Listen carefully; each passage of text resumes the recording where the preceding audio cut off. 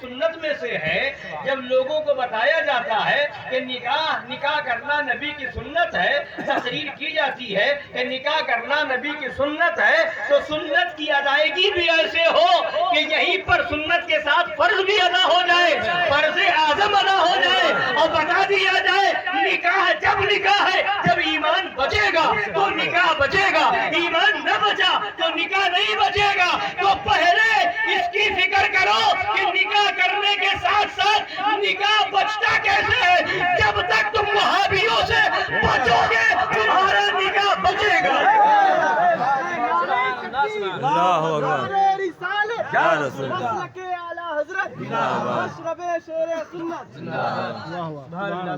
نکاح ہو جاتا ہے، پھر اس کے بعد شریعت جس کو جائز کہے اس کا خیال نہیں، شریعت جس کو ناجائز کہے اس کا خیال نہیں، شریعت جس کو حرام بتائے اس کا خیال نہیں، شریعت جس کو گمراہیت بتائے اس کا خیال نہیں، شریعت جس کو کفر بتائے اس کا خیال نہیں۔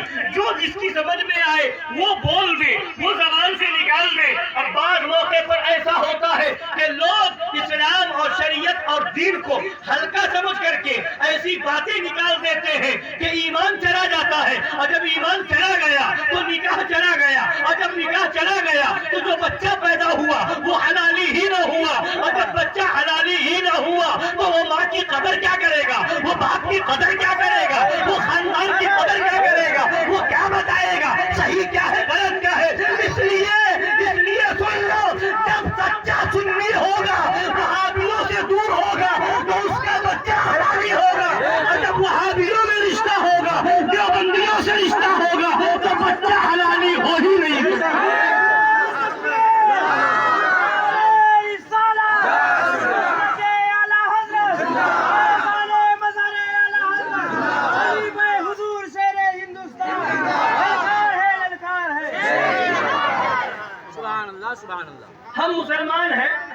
ہم مسلمان ہیں ہے نا، تو جب نکاح کے موقع پر خرافات بھی لوگ کرتے ہیں اور نہ جانے کیا کیا حرکتیں کرتے ہیں، اور ساتھ میں سب سے بڑھ کر کے یہ کہ وہابیوں کو بھی بلا لیتے ہیں، دیوبندیوں کو بھی بلا لیتے ہیں۔ تو جب شروعات ہی غلط ہوئی تو پھر انجام صحیح کہاں ہوگا۔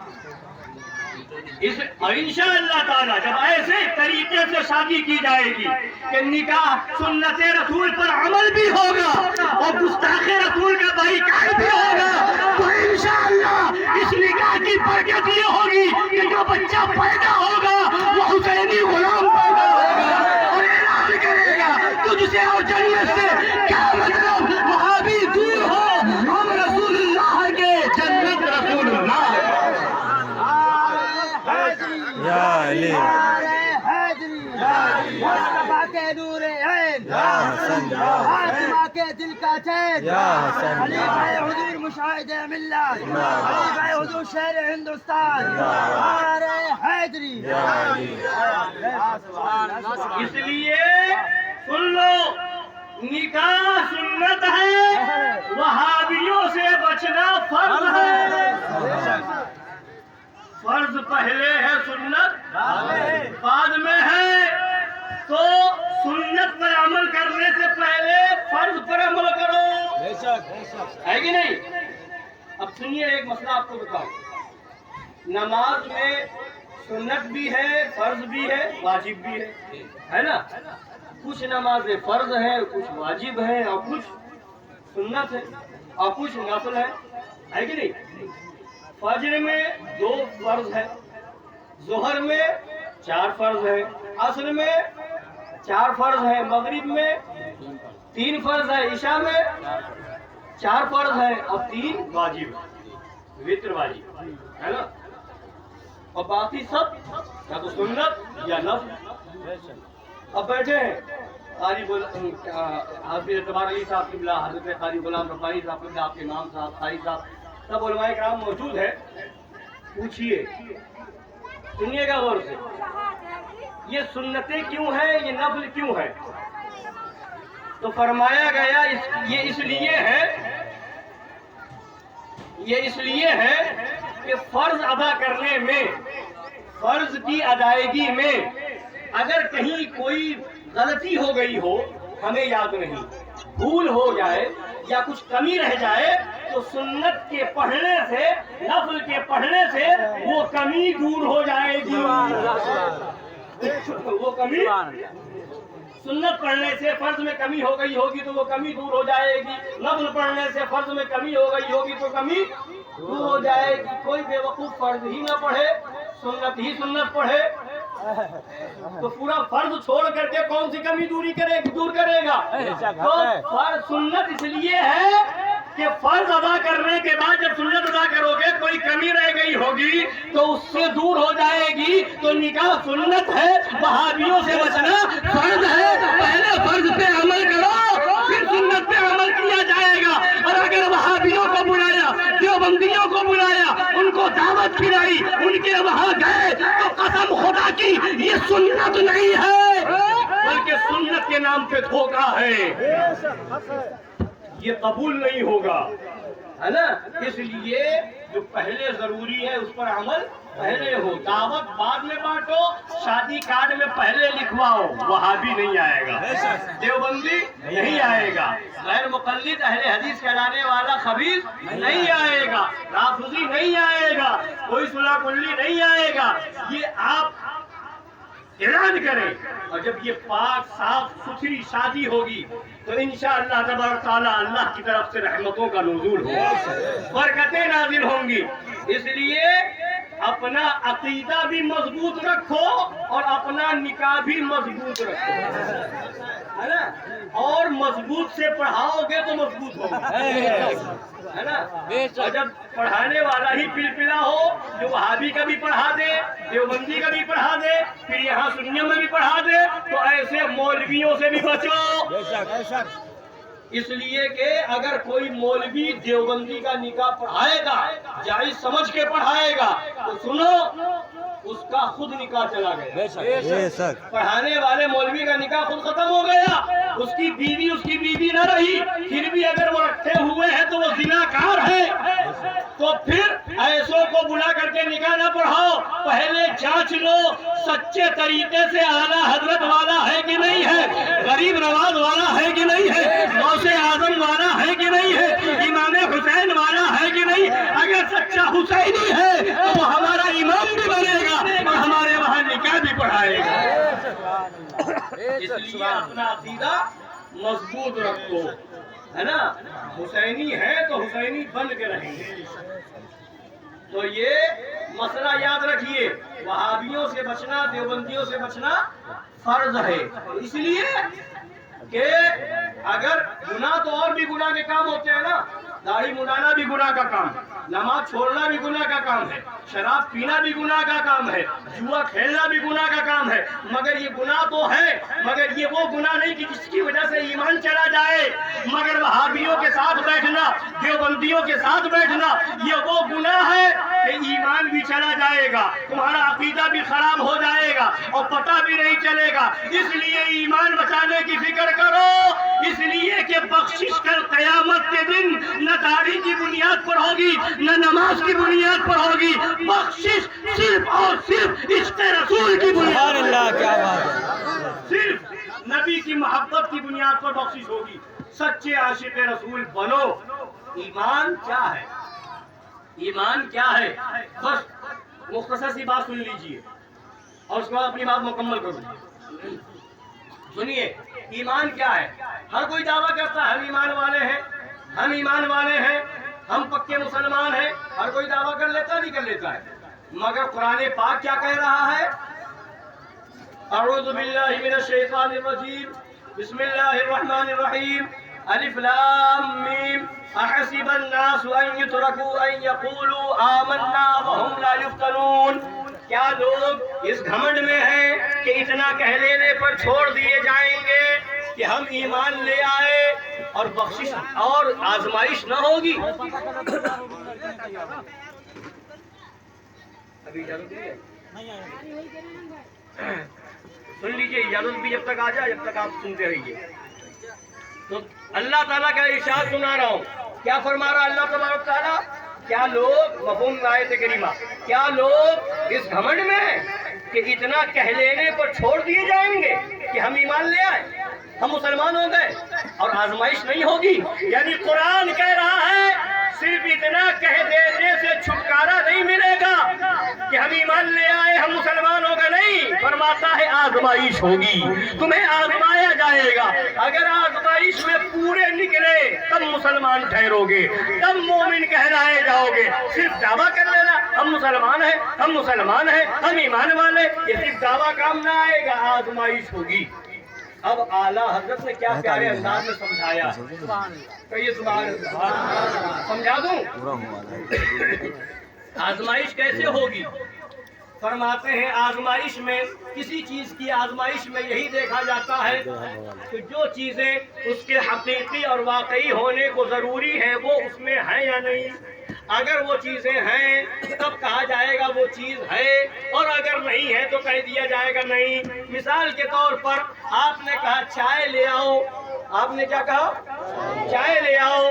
اب یہ کوئی لا کر کے ایک گلاس پانی لے، اس میں شکر ڈال دے، اس میں چائے پتی ڈال دے، اسی میں دودھ بھی ملا دے اور لا کر کے آپ کو دے دے کہ لیجئے چائے پیجئے، تو کیا آپ کہیں گے کہ ہاں یہ چائے ہے؟ بولیے، کہیں گے چائے؟ نہیں، نہیں کہیں گے۔ آپ کہیں گے چائے ہے ہی نہیں، چائے ہے ہی نہیں۔ تو اب کیسے چائے نہیں ہے؟ تو اب اعلیٰ حضرت سرکار نے جو فرمایا ہے کہ کسی چیز کو اب وہ کہے قسم کھائے نہیں چائے ہے، دو چار لوگوں کو اپنے مطلب کا اور تیار کر دے، بتاؤ چائے ہے، تو کہے گا ہاں چائے ہے، تو آپ مان لیں گے؟ 10 لوگ کہہ دیں چائے ہے تو مانیں گے؟ نہیں مانیں گے۔ دودھ بھی ہو، شکر بھی ہو، چائے پتی بھی ہو، مگر ساتھ میں اس کو آگ پر کھولایا بھی گیا ہو، ہے کہ نہیں؟ تب اگر کھولایا نہ گیا، چائے پتی ڈال دی، شکر ڈال دیا اس کے اندر اور دودھ ملا دیا، تب اس کو چائے کوئی کہے تو آپ مانیں گے؟ 10 لوگ کہے کہ نہیں چائے ہے، مانیں گے؟ 100 لوگ کہہ دیں کہ چائے ہے تو مانیں گے؟ یا پورا گاؤں کہے نہیں چائے ہے تو مانیں گے؟ نہیں مانیں گے۔ کیوں؟ آپ جانتے ہیں کہ چائے اس کو نہیں کہا جاتا۔ تم پورا گاؤں نہیں پوری دنیا کو لے آؤ کہ کہے چائے ہے، ہم مانیں گے ہی نہیں، چائے ہے ہی نہیں۔ کیوں؟ چائے ہونے کے لیے ان سب چیزوں کے ساتھ ضروری ہے کہ اس کو آگ پر کھولایا جائے۔ اب جب یہ سب چیزیں ڈال دی جائے، آگ پر کھولا دیا جائے، اس کے بعد لایا جائے، تب آپ کہیں گے چائے ہے۔ تو پتہ کیا چلا؟ چائے ہونے کے لیے شکر ہونا ضروری، چائے ہونے کے لیے دودھ ہونا ضروری، چائے ہونے کے لیے اس میں چائے پتی کا ہونا ضروری، اور ساتھ میں اس کا آگ پر کھولایا جانا بھی ضروری، تب یہ چائے ہے نا؟ اور اس کے بغیر چائے۔ تو اسی طریقے سے ہر چیز میں جس چیز کے لیے جو چیز ضروری ہے، اگر وہ چیز پائی جائے گی تو اس کو مانا جائے گا، اگر وہ چیز اس میں نہیں ہے تو وہ نہیں مانا جائے گا۔ تو اسی طریقے سے ایمان بھی ہے، ہم کہتے ہیں ہم ایمان والے ہیں تو مان لیا جائے گا نہیں، لوگ کہتے ہیں ہم ایمان والے مان لیا جائے گا نہیں۔ اعلیٰ حضرت سے پوچھو، فرماتے قرآن و حدیث نے فیصلہ کر دیا، ایمان 2 چیزوں کا نام ہے۔ ایمان 2 چیزیں، اگر وہ 2 چیزیں ہیں تو ایمان ہے، اور اگر وہ 2 چیزوں نہیں ہے، 2 میں سے ایک بھی نہیں تو ایمان بھی نہیں۔ سمجھ رہے نا؟ اب وہ 2 چیزیں کیا ہے سنیں گے؟ بولیے، سننا چاہتے ہیں؟ ایمان سمجھیے، ایمان کیا ہے؟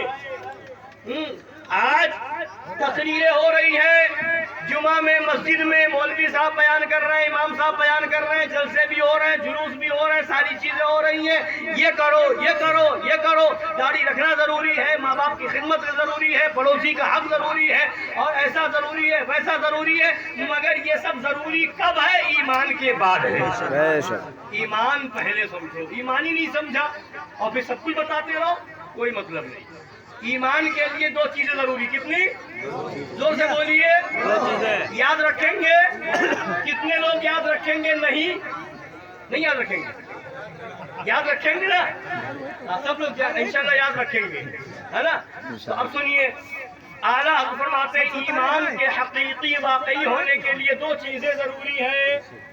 ایک، رسول پاک صلی اللہ تعالی علیہ وآلہ वसल्लम की सच्ची ताजीम, नबी की ताजीम, नबी की सच्ची ताजीम एक चीज, और दूसरी चीज नबी की मोहब्बत सबसे बढ़ करके हो। नबी की मोहब्बत को तमाम जहान पर तकदीम, यानी सबसे बढ़ करके, माँ से ज्यादा मोहब्बत नबी से हो, बाप से ज्यादा मोहब्बत नबी से हो, खानदान से ज्यादा मोहब्बत नबी से हो, सबसे बढ़ करके सबसे ज्यादा मोहब्बत नबी से हो, सबसे आगे नबी की मोहब्बत हो। ये दो चीजें, नबी की ताजीम भी हो और नबी से मोहब्बत सबसे ज्यादा हो, तब तुम ईमान वाले हो, तब ईमान वाले हो। अगर इन दोनों में कमी आ गई, नबी की ताजीम न हुई, नबी की तौहीन हो गई, तब भी ईमान न रहा, या नबी की मोहब्बत और लोगों की मोहब्बत से कम हो गई, तब भी ईमान न रहा। तो अब इसी को देखते चलो, इसी को देखते चलो। कोई नबी को अपनी तरह कहे तो क्या नबी की ताजीम हुई कि तौहीद? बोलिए क्या हुई? तो जब तौहीद हुई तो ईमान रहा कि गया?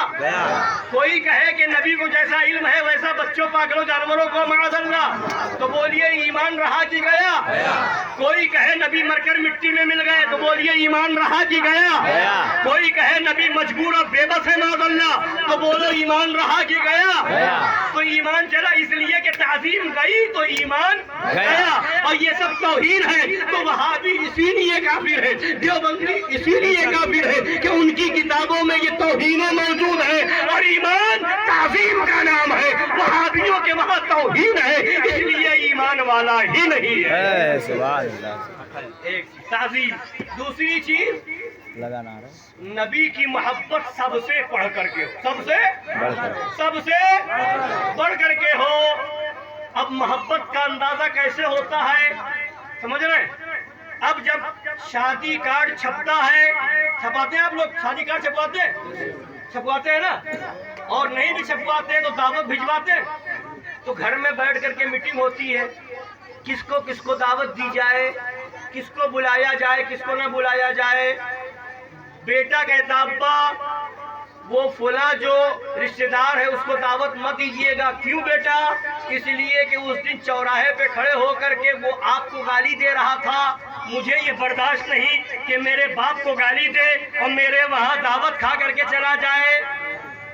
तो ये बेटे के दिल में बाप की क्या हुई? बोलिए क्या हुई? मोहब्बत, है ना? इसी को मोहब्बत कहते हैं। या कोई माँ को गाली दे रहा था तो कहेगा कि उसको दावत नहीं देंगे इसलिए कि माँ को गाली दी है, मेरे घर पे नहीं आ सकता, हम उसे खाना नहीं खिलाएंगे, अपने वहाँ नहीं बुलाएंगे। या किसी का भी ऐसा भी होता है, लड़ाई झगड़ा हो जाए जमीन को लेकर के, जायदाद को लेकर के, खानदान को लेकर के, तो लोग गुस्से में क्या कह देते हैं? लड़ाई होती गई, झगड़ा होता गया। अब गुस्से में आकर के कहा जा आज से हमारा तुम्हारा खाना पीना बंद, मौत मिट्टी बंद। वो कहते नहीं कहते? दुश्मनी हो गई जमीन की, मौत मिट्टी बंद, दुश्मनी हो गई पैसे की, तो मौत मिट्टी बंद। ये क्यों? ये इसलिए तुम्हारे दिल में जमीन की मोहब्बत थी, उस मोहब्बत ने बंद करवा दिया। तुम्हारे दिल में खानदान की मोहब्बत थी, बंद करवा दिया। तुम्हारे दिल में बाप की मोहब्बत थी, आना जाना बंद करवा दिया। माँ की मोहब्बत थी, आना जाना दावत देना बंद करवा दिया। और जिसके दिल में नबी की मोहब्बत होगी वो बाप का दुश्मन बाद में देखेगा, माँ का दुश्मन बाद में देखेगा, खानदान का दुश्मन बाद में देखेगा, नबी का दुश्मन पहले देखेगा। मेरे वहाँ नहीं आ सकता, नबी पहले है, सब बाद में है। सबसे आला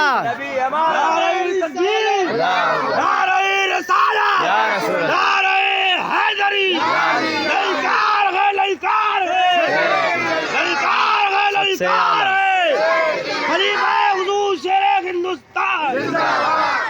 तो अब बाप के दुश्मन को दावत न दी जाए, माँ के दुश्मन को दावत न दी जाए, जमीन हड़प करने वाले को दावत न दी जाए, अपने को गाली देने वाले को दावत न दी जाए, और वहाबी को बुला लिया जाए, तो इसका मतलब नबी की मोहब्बत कम हो गई और बाप की मोहब्बत बढ़ गई, माँ की मोहब्बत बढ़ गई, जमीन की मोहब्बत बढ़ गई, तुम्हारे अंदर अपनी मोहब्बत बढ़ गई। और ईमान ये है कि सबकी मोहब्बत कब हो?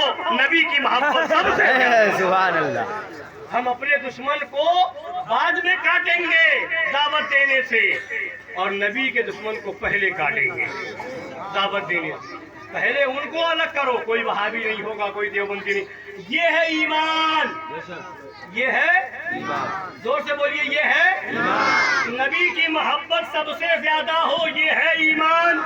اگر کوئی وہابی کو بلا لے، باپ کے دشمن کو نہ بلائے، دیوبندی کو بلا لے، ماں کے دشمن کو نہ بلائے، کوئی وہابی دیوبندی کو بلا لے اور اپنے دشمن کو نہ بلائے، تو اس کا مطلب یہ ہے اس کے دل میں اس کی اپنی محبت زیادہ ہے، ماں باپ کی محبت زیادہ ہے، نبی کی محبت کم ہو گئی۔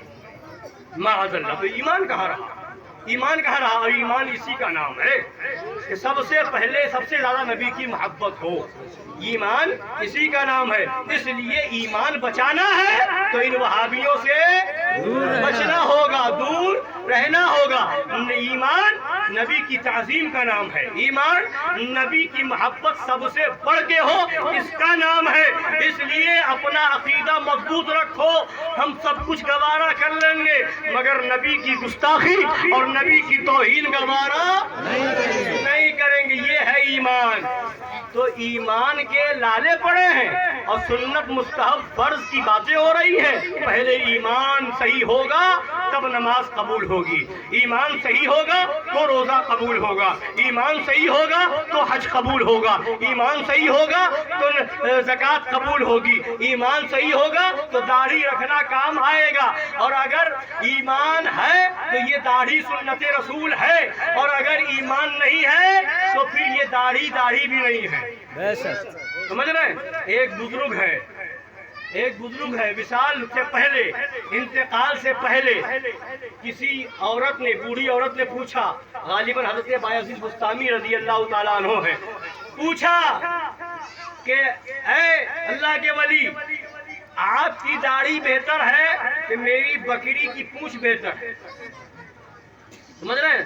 ہم اور آپ ہوتے تو غصے میں کیسی بات کر رہی ہے، کہاں داڑھی کہاں بکری کی پونچھ، ہے نا؟ غصے۔ اب انہوں نے فرمایا کہ اس سوال کا جواب بعد میں دیا جائے گا، جب وقت آئے گا تب جواب دیا جائے گا۔ اب انتظار ہو رہا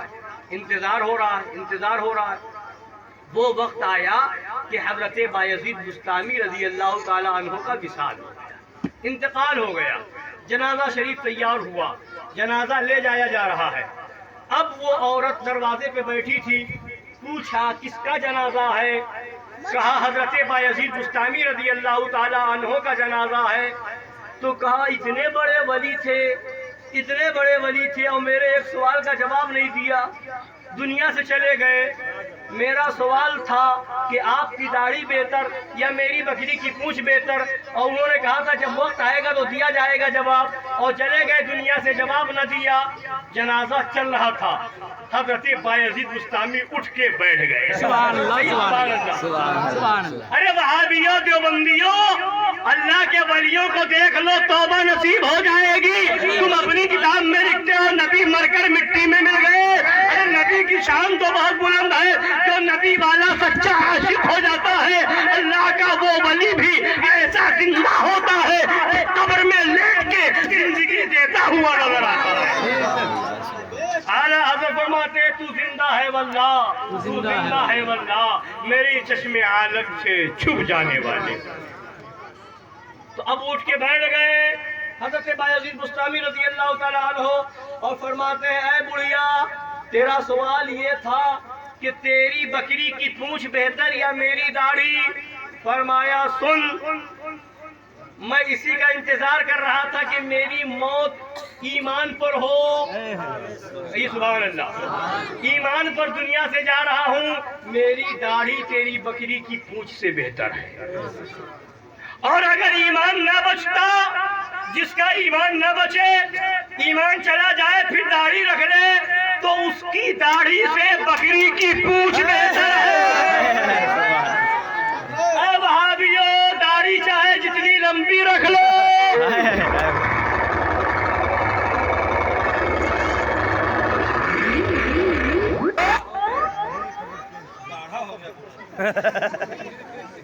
तुम्हारा माइक क्यों घबरा रहा है?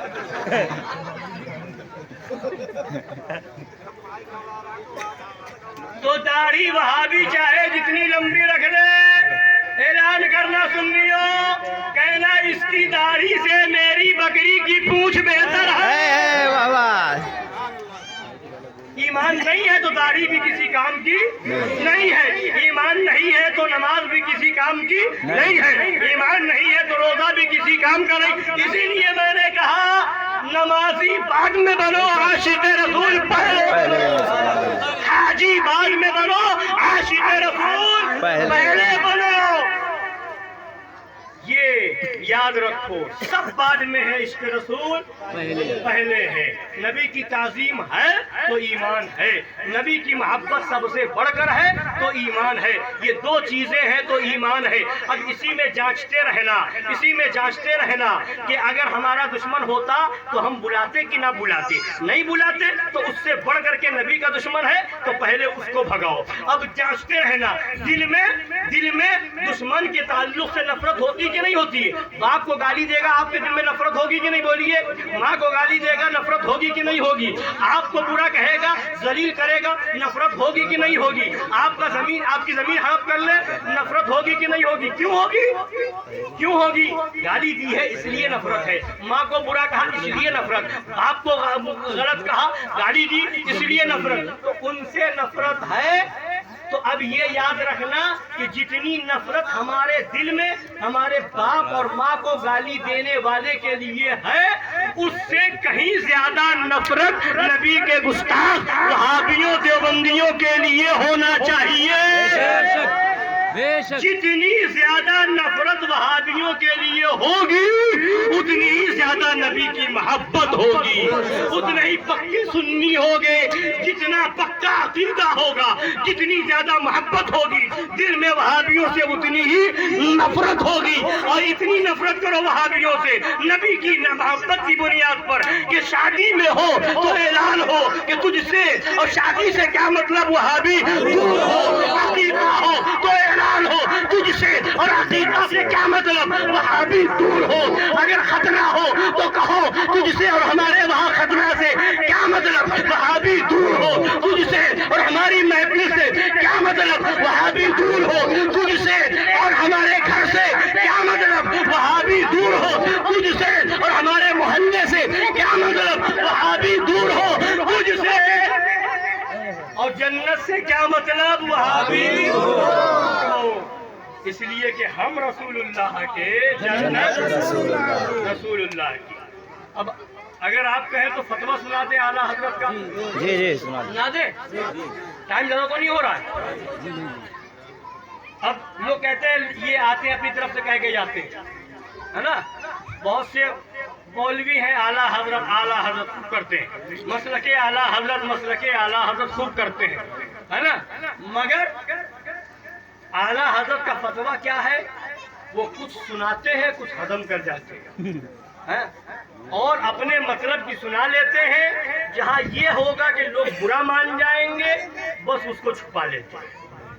मगर अल्हम्दुलिल्लाह खानकाह हशमतिया पीलीभीत शरीफ का ये ऐलान है कि तुम अपने मिजाज के मुताबिक नहीं बल्कि नबी के गुस्ताखों का रद्द पहले करो, वो फतवा पहले सुनाओ जिससे लोगों का ईमान बचे, है ना। तो आला हज़रत सरकार से सवाल हुआ, सरकार आला हज़रत सवाल हुआ कि अगर एक तरफ देवबंदी है, शिया है, दूसरी तरफ सुन्नी लड़का है, या लड़की सुन्नी है और लड़का देवबंदी या शिया है, तो निकाह हो सकता है कि नहीं हो सकता?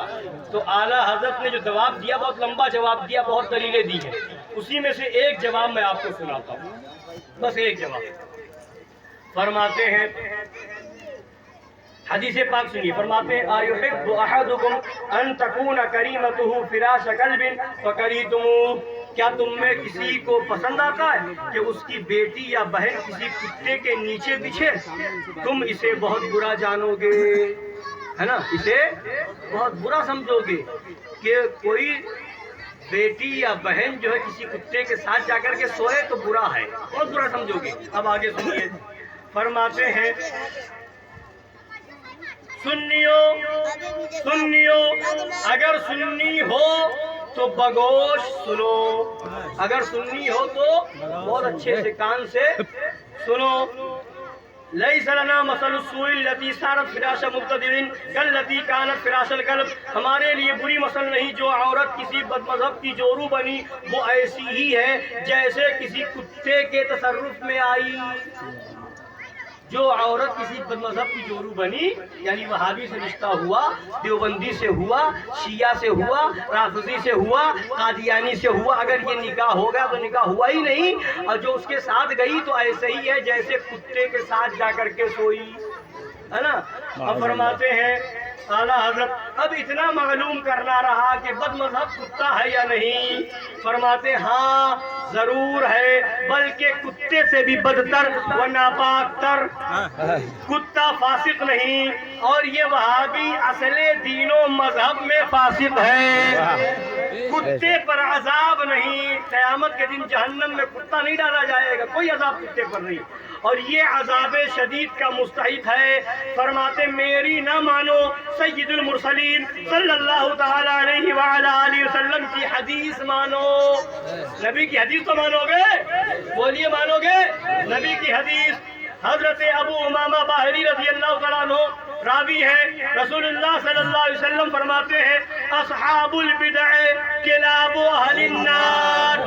بد مذہبی والے جہنمیوں کے کتے ہیں. بد مذہب جو ہیں جہنمیوں کے کتے ہیں. تو جو جہنمی ہونا خود کتنا بدتر ہونا، پھر جہنمی کا جو کتا ہوگا وہ کتنا بدتر ہوگا. تو یہ وہابی ہو، یہ دیوبندی ہو، شیعہ ہو کہ رافضی ہو کہ قادیانی ہو، جو بد مذہب ہے، یہ حدیث کہہ رہی ہے، نبی کا فرمان ہے کہ وہ جہنمیوں کے کتے ہیں. تو جو جہنمیوں کا کتا ہوگا وہ کیا آپ کے گھر پہ آئے تو آپ کو اچھا لگے گا؟ کہ آپ اسے اپنے گھر بلائیں گے، اس کے وہاں جائیں گے، اس سے رشتہ کریں گے، اس کے تعلق جوڑیں گے؟ نہیں، جو نبی کا ہوگا وہ ہمارا ہوگا، اور جو نبی کا نہیں وہ ہمارا نہیں. ان وہابیوں دیوبندیوں نے کوئی ہماری زمین پہ قبضہ نہیں کیا ہے، ہمارے خاندان کو گالی نہیں دی ہے. یہی جھگڑا ہے کہ ان کی کتابوں میں نبی کی توہینیں موجود ہیں، نبی کو اپنی طرح کہتے ہیں معاذ اللہ. یہ لکھا کہ نبی سے بھی امتی عمل میں بڑھ جاتے ہیں معاذ اللہ، معاذ اللہ. یہ لکھا کہ نبی مر کر مٹی میں مل گئے. یہ لکھا کہ نبی اپنی بیٹی فاطمہ کو جہنم سے نہیں بچا سکتے، معاذ اللہ، معاذ اللہ. یہ ان کی کتابوں میں لکھا ہے. یہاں تک کہ ان کتابوں میں لکھا کہ شیطان کا علم نبی کے علم سے زیادہ ہے، معاذ اللہ، معاذ اللہ. یہ ان وہابیوں کی کتاب میں ہے، ان دیوبندیوں کے عقیدے میں ہے. اس لیے ان سے ہوشیار رہیں، اپنا ایمان بچائیں، اپنا عقیدہ بچائیں. سن لیجئے، قبر میں کوئی کسی کے ساتھ نہیں جاتا. ہماری قبر میں ہم جائیں گے، آپ اپنی قبر میں جائیں گے. ہر ایک کو اپنا حساب دینا ہے. اور اگر انشاءاللہ ایمان لے کر کے گئے، نبی کی محبت میں گئے، کوئی نہیں آئے گا مگر مدینے کا تاجدار. وہاں نبی فرمائیں گے اے میرا عاشق گھبراتا کیوں ہے؟ وہ باپ تھا جس نے چھوڑ دیا، وہ ماں تھی جس نے چھوڑ دیا، وہ بھائی تھا جس نے چھوڑ دیا، وہ رشتہ دار تھا جس نے چھوڑ دیا، اور میں تیرا نبی ہوں جو قبر میں آ گیا. اب وہاں نبی آئیں گے، گھبرانے کی ضرورت نہیں ہے. انشاءاللہ ایمان والا ہوگا، سچا عاشق ہوگا. نبی فرمائیں گے فرشتوں کیا پوچھتے ہو؟ یہ تو میرا عاشق ہے، یہ تو پڑھتا تھا مصطفیٰ جان رحمت پہ لاکھوں سلام، شمع بس میں ہدایت پہ لاکھوں سلام، شہر یار حرم تاجدار حرم، نو بہار شفاعت پہ لاکھوں سلام. تو اس لیے نبی قبر میں نبی آئیں گے، اور میدان محشر میں باپ بیٹے سے بھاگتا ہوگا، بیٹی ماں سے بھاگتی ہوگی، کوئی کسی کے کام نہیں آئے گا. وہاں پر بھی اگر شفاعت کے لیے کوئی ذات ہوگی تو وہ مدینے کے تاجدار. سب کہیں گے اذهبوا الى غیری، نبی فرمائیں گے انا لہا، انا لہا، آؤ میں ہوں شفاعت کے لیے. اس لیے یہاں کی نہیں، قبر کی فکر کرو اور میدان محشر کی فکر کرو. اگر شفاعت چاہیے تو نبی سے محبت کرو. اگر جام کوثر پینا ہے تو نبی سے محبت کرو. پل صراط سے آسانی سے گزرنا ہے تو نبی سے محبت کرو. اور جنت میں جانا ہے تو نبی سے محبت کرو. یہی مین چیز ہے، یہی اصل چیز ہے. عصر کا وقت بھی ہو رہا ہے. اب میں اپنی بات مکمل کرتا ہوں. اللہ تعالیٰ ہم سب کو حق پر رکھے, حق پر زندگی عطا فرمائے, ایمان پر, عشق رسول پر زندگی عطا فرمائے, اسی پر خاتمہ بالخیر نصیب فرمائے. آمین. وما علینا الا البلاغ المبین. جو ہے نکاح ہو جائے. بیٹھے بیٹھے آپ لوگ